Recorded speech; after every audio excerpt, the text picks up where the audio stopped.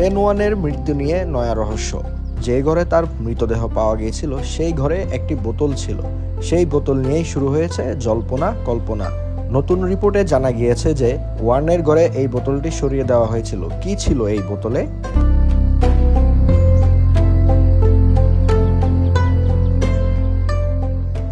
সাবেক ক্রিকেটার 2022 সালের 4 মার্চ মারা যান। থাইল্যান্ডের একটি হোটেলে তার মরদেহ পাওয়া গিয়েছিল। সেই হোটেলের ঘরে একটি বোতলও পাওয়া যায়। যৌন ক্ষমতা বৃদ্ধিকারী ওষুধ ছিল এই বোতলে। ওয়ানের মৃত্যুর নেপথ্যে ওই ওষুধের ভূমিকা ছিল বলে দাবি করা হচ্ছে নতুন রিপোর্ট।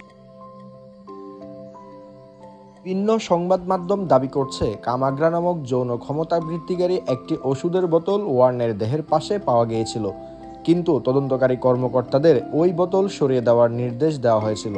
পুলিশের রিপোর্টেও ওই বোতলের কোনো অস্তিত্ব ছিল না। প্রায় 2 বছর পর সেটি অবশেষে বেরিয়ে আসলো।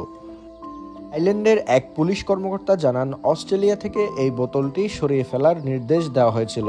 অস্ট্রেলিয়া চায়নি ওয়ার্নের মৃত্যুর পর তার নাম খারাপ হোক, সেজন্য কোনো রিপোর্টেও এই কামাগ্রার কোনো অস্তিত্ব ছিল না।